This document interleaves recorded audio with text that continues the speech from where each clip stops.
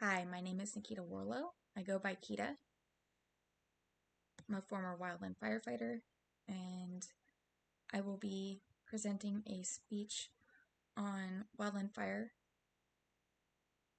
its weather, and how it affects operations.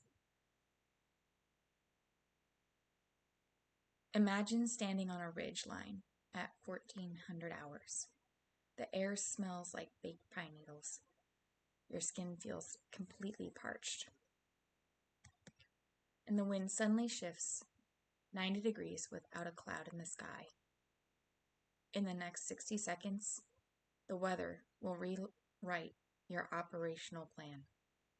That is how fast it happens and why every tragedy fire in history shares the same common denominator: a sudden, drastic change in the local weather matrix that outpaces human decision making. To understand fire behavior, we have to master the atmospheric triggers that drive it.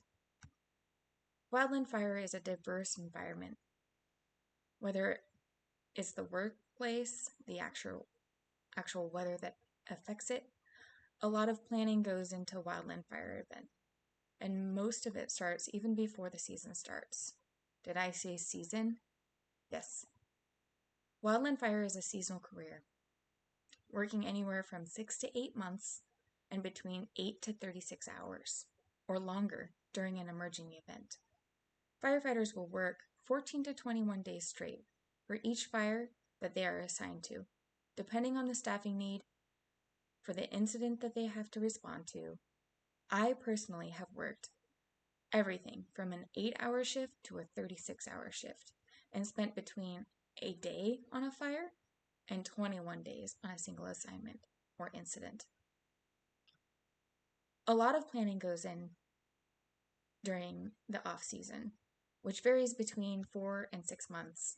Year-round staff, which is essentially a skeleton crew at each duty station, review applications, call references, and finally call to ask about how serious an individual is about the position that they've applied for. They also look into what their physical training has looked like, both on and off season. During this time, prescribed burns are planned, permits are applied for at the state and federal levels, and this also is the time when meteorologists do their weather projections based on the winter's yield of snowpack and precipitation levels. Why is this important? Wildland fire protocols are based on survival, protection of properties, resources, human life and safety. Proactive planning helps agencies swiftly contain incidents. They minimize property damage, protect firefighters and communities. When severe conditions arise, that is when it's time to work. What are severe conditions and what should we be concerned about? So in this environment, we're worried about falling trees. We're looking at fire entrapments or potentials of searing hot ash pits, embers, bees, wasps, moose, bears, aircraft, helicopters, everything from driving, rolling debris, giant blisters that you just can't manage, chainsaws, lightning, wind, and other extreme weather behavior are often caused by fire itself. Wait, a fire can cause its own weather? Yeah. So let me give you some history about that. In 1910, a wind event was foreseen. An active wildfire in multiple locations in the Rockies were established. Wildland fighters were deployed to respond to multiple fires within their vicinity.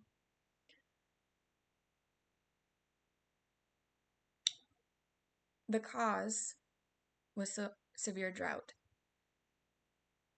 and then lightning, much like we had recently here in Alaska. The wind event that was foreseen exasperated the fires and made them extremely unsafe for all working there. These fires are known as the Big Burn.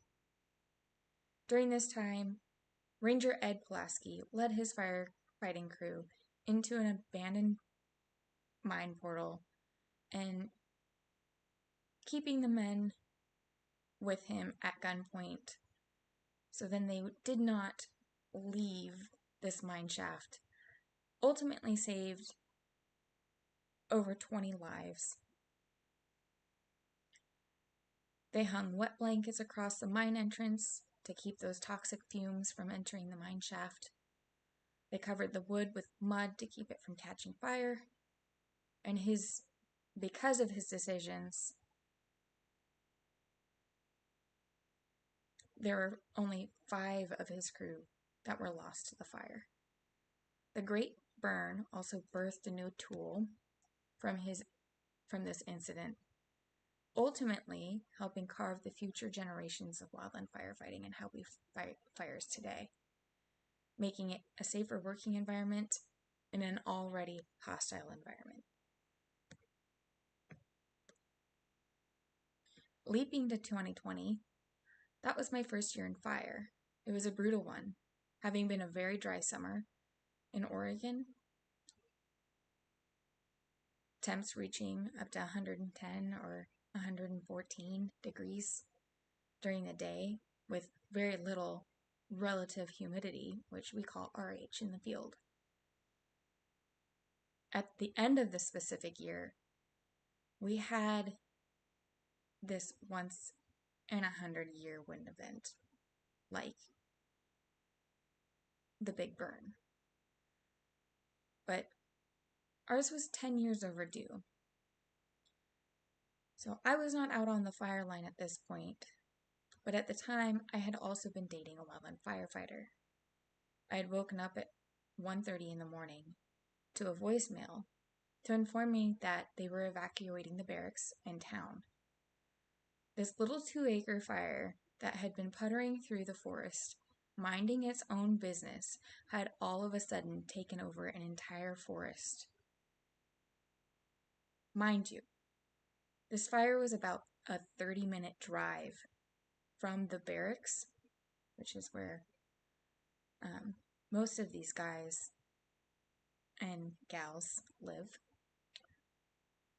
and was in the middle of a wilderness. Unfortunately, the towns nearby this fire burned down to the ground. 3 lives in this fire were lost. And during this time, because they had to evacuate, I was on the phone with my partner, who was trying to get out and home safe to his family unscathed as well. The 100-year wind event we expected not only obliterated lives and towns, but it also left a mark on everyone involved.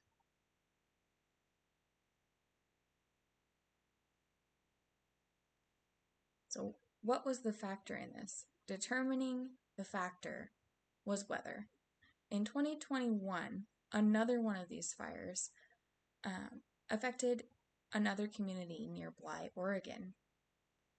With the fire so extremely hot and not a cloud in sight, the fire finally created its own weather storm.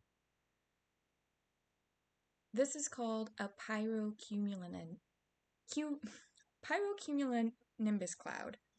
And this fire had its very own thundercloud developing over the top of it. Much like the thunderclouds here in Alaska, they build like popcorn and they stack on each other. And this is developed from the heat from the ground. So this fire was burning so hot that it was pushing all the heat above, which created thunder and lightning. And then eventually it came crashing down, pushing all of this debris out and pushing the fire further out, which is really not safe. You don't want to be caught in that. So with that said, the common denominator behind all of these fires is weather. And we can't control the weather, but we can control the mitigation of fuel, which is what the majority of Alaska crews do focus on. They focus on fuel breaks, especially in the spring and in the fall. They will go out and cut these fire breaks out when it's safe to do so. So when you see someone wearing that yellow or those greens and whatever company that they work for, state they work for, or entity, make sure to thank them, because without them and their hard work, I think it would be safe to say that we would be struggling a lot more